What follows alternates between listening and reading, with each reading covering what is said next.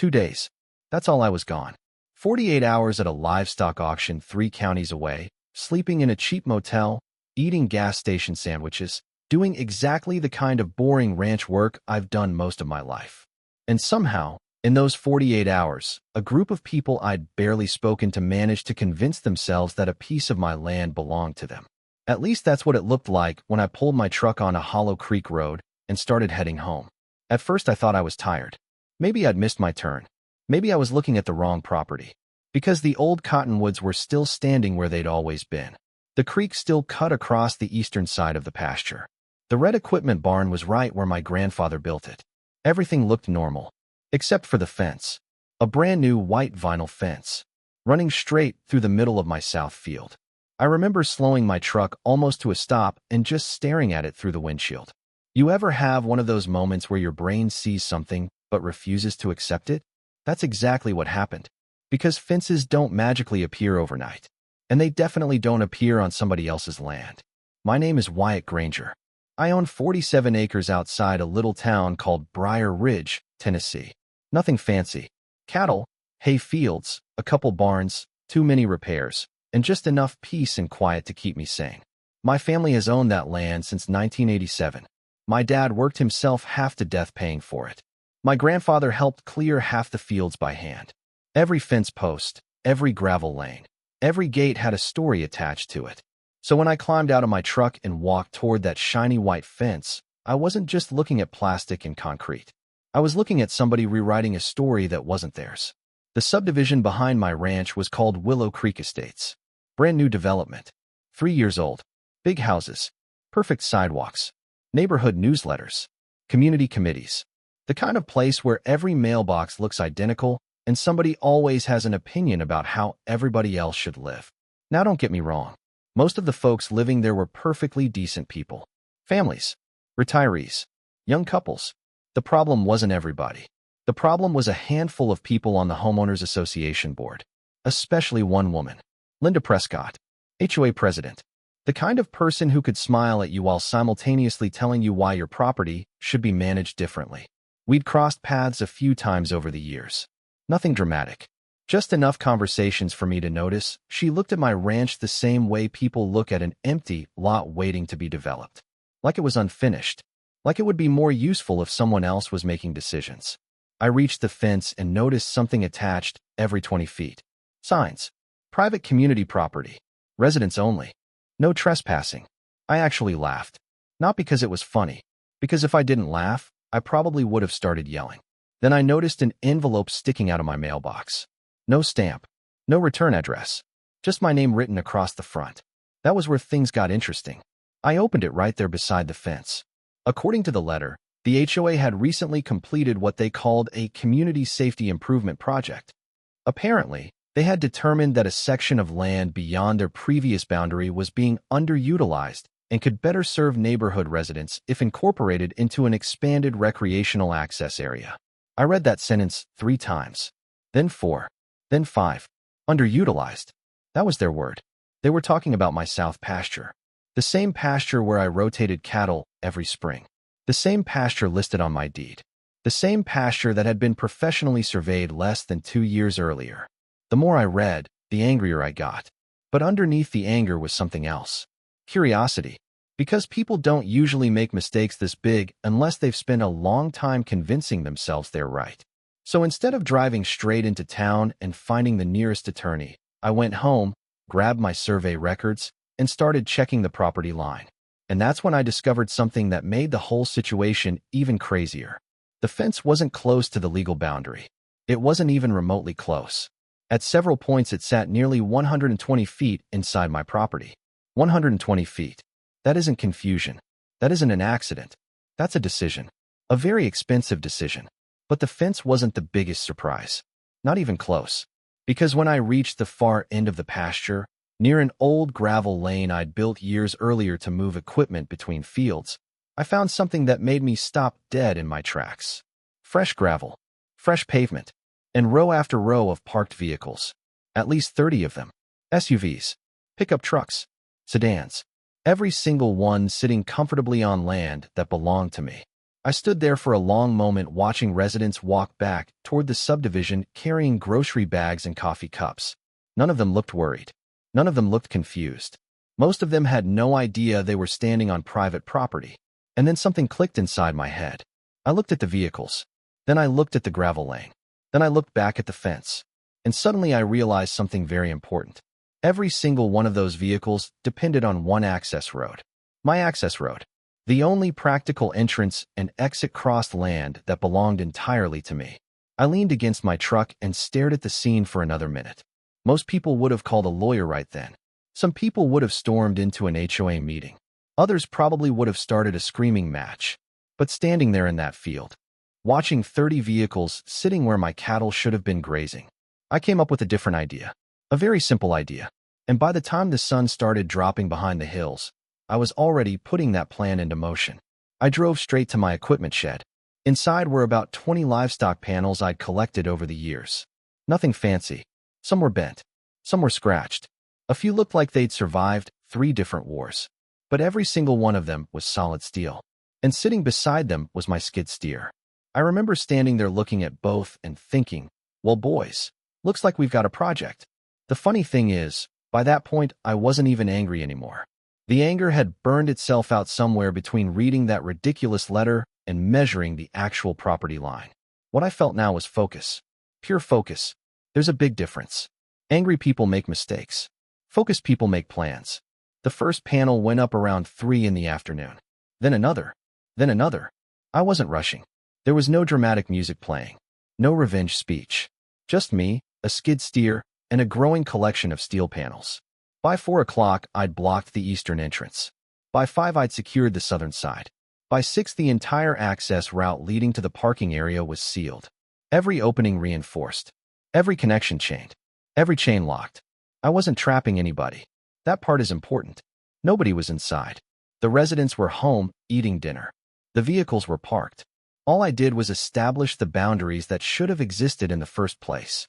Before heading back to the house, I walked the perimeter one last time.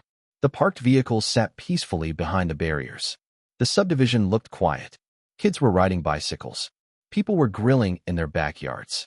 Nobody had the slightest clue what tomorrow morning was going to look like. And honestly, I slept surprisingly well that night. The first phone call came at 6:07 the next morning. I ignored it.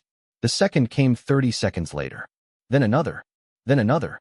By the time I poured my first cup of coffee, I had 14 missed calls. Most from numbers I didn't recognize. A few from the HOA office. One from somebody listed only as community management. I finally answered around 6:30. The woman on the other end sounded furious. Mr. Granger, we have residents trapped in the overflow parking area. I took a sip of coffee. That's unfortunate. There was a pause. Then her voice got louder. You know exactly what I'm talking about. Actually, I said, I do. Another pause. A longer one. Then she hung up. The calls didn't stop. One man informed me I was illegally holding private property hostage. Another threatened lawsuits. A third explained that I was creating a serious community safety issue. I listened politely.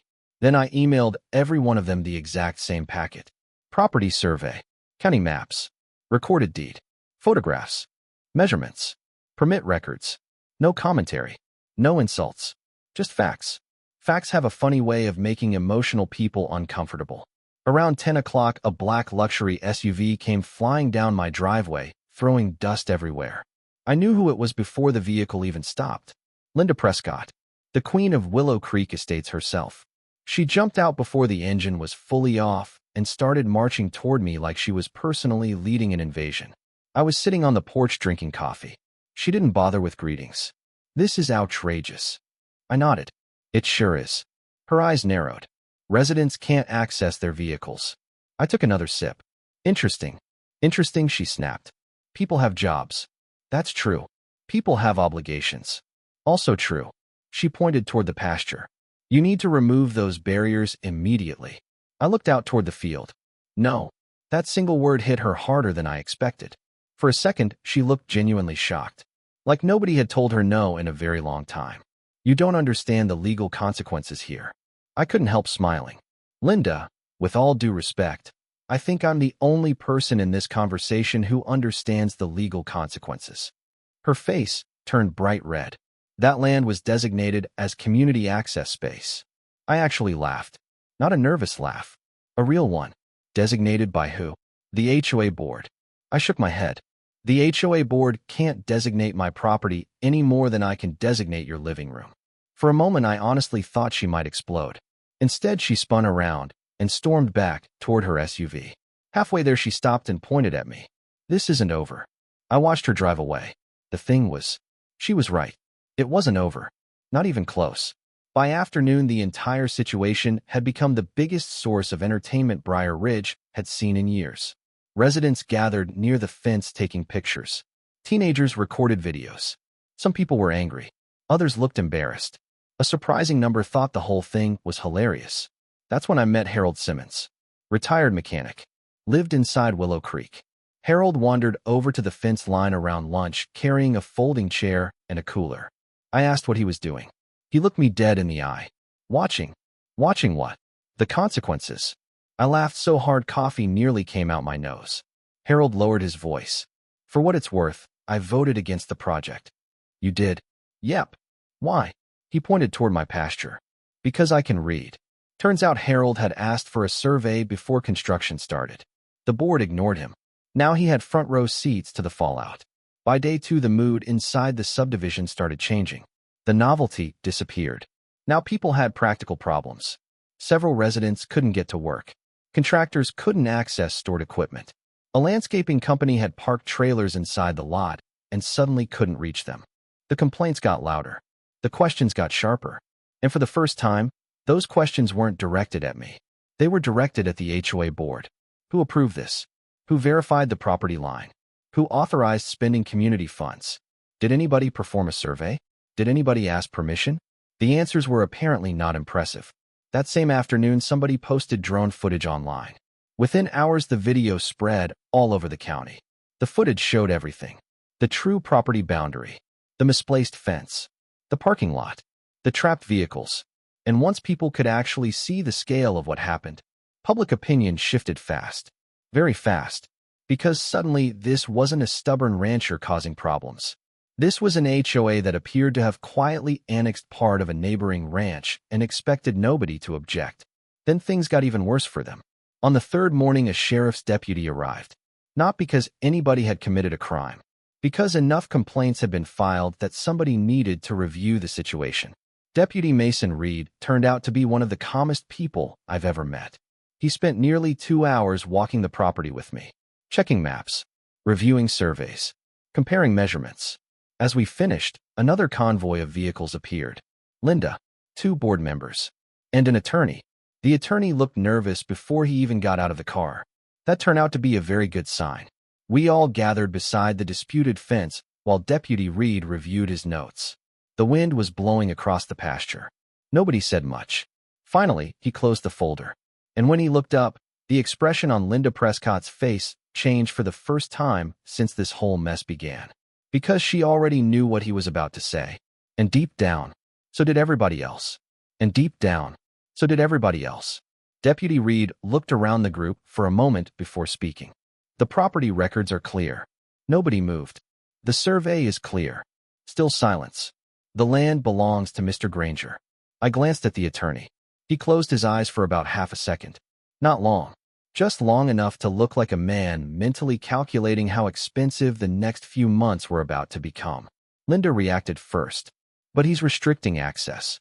Deputy Reed shrugged. Access to vehicles currently located on his property. The attorney rubbed his forehead. One of the board members stared at the ground. And right there, standing beside that fence line, the entire situation changed. Because up until that moment, somebody on that HOA board had still believed a miracle was coming. Some government agency, some legal loophole, some technicality, something that would make ownership records magically disappear. Instead, reality showed up carrying a survey map. And reality wasn't on their side. Later that afternoon, I received a phone call. The tone was completely different from every conversation we'd had before. No demands, no threats, no accusations, just a simple request. We'd like to schedule a meeting. That was when I knew they were finally starting to understand the situation. The meeting happened the next morning in a conference room above a local insurance office. You know the kind of room. Cheap coffee, fluorescent lighting, beige walls. The sort of place where nobody ever receives good news. When I walked in, everyone was already seated. Linda, 2 board members, the attorney, the property manager, a county mediator. 3 days earlier they'd been talking to me like I was the problem. Now they looked like people trying to figure out how much damage control they could still afford. The attorney started. Mr. Granger, we'd like to discuss a resolution. Funny how quickly the word resolution replaces the word demand when the facts become public. Over the next 2 hours we went through everything. The fence, the gravel parking area, unauthorized use of my access road, damage to the pasture, lost grazing capacity, restoration costs. Every issue had documentation. Every document had dates. Every date had evidence. The beautiful thing about telling the truth is you don't have to remember anything. Reality remembers for you. As the discussion continued, the confidence slowly drained out of the room. Eventually, the board stopped arguing. Then they stopped negotiating. Then they started agreeing. One item after another. Remove the fence. Restore the pasture. Remove the gravel. Repair the drainage damage. Compensate for lost grazing use. Cover all restoration expenses. And most importantly, sign a permanent agreement acknowledging that no future access across my property could occur without written permission. When the paperwork was finally complete, nobody looked victorious. Mostly they looked exhausted. Especially Linda. For the first time since I'd met her, she wasn't acting like the president of an HOA. She looked like a person who had just learned the difference between authority and ownership. As everyone gathered their documents, she surprised me. Her voice was quiet, almost tired. We honestly thought that section wasn't being used. The room went silent. I looked at her for a moment. Then I answered honestly. That's the thing about private property. She waited. Whether I'm using it today isn't what determines who owns it. Nobody argued. Nobody debated. Linda simply nodded. And somehow that felt more meaningful than every shouting match that had happened earlier that week. The next morning, I unlocked the steel barriers. Residents began collecting their vehicles. Most avoided eye contact. A few waved. One man actually apologized.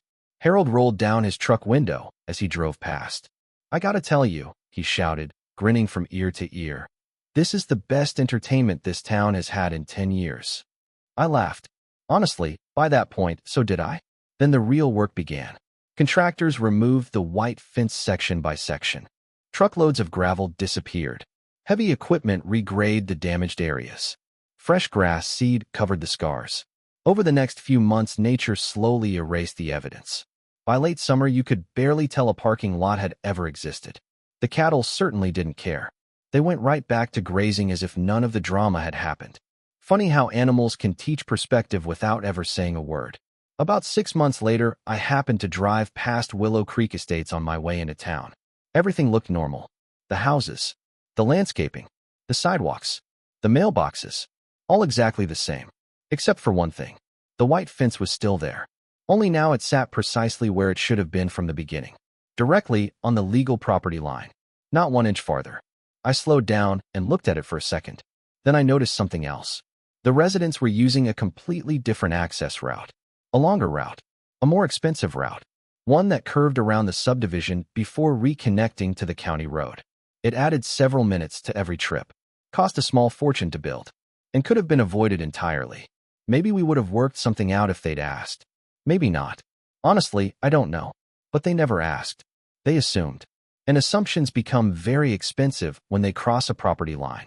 Every now and then somebody still brings up the story. Usually it starts the same way. Hey Wyatt, aren't you the guy who locked all those HOA cars behind a fence? Technically, that's not exactly what happened. But I've learned it's easier to smile than explain the details. The truth is I never wanted a fight. I never wanted attention. I just wanted my pasture back. The strange thing is that after everything was over, I found myself thinking less about land and more about respect. Because this was never really about fences. It wasn't about gravel. It wasn't about parked vehicles. It was about a group of people deciding their convenience mattered more than somebody else's rights. And once people start thinking that way, trouble is usually right around the corner. If I had to do it all over again, I'd make the exact same decision. Not because winning felt good. Not because anybody got embarrassed. But because boundaries only matter if people are willing to defend them. And sometimes the most effective lesson isn't the loudest one. Sometimes it's simply allowing people to experience the consequences of their own choices. Now I'm curious what you think. Was I justified in locking down access to vehicles that were sitting on my property, or should I have skipped all of that and gone straight to court? If you were in my position, what would have been your first move? And if you've ever dealt with an HOA, a property dispute, an overreaching neighbor, or someone who thought the rules somehow didn't apply to them, share your story down in the comments. I read as many of them as I can. And trust me, some of those stories are even crazier than mine. If you enjoyed this one, don't forget to like the video, subscribe to the channel, and turn on notifications, because the next story might make this whole mess look simple.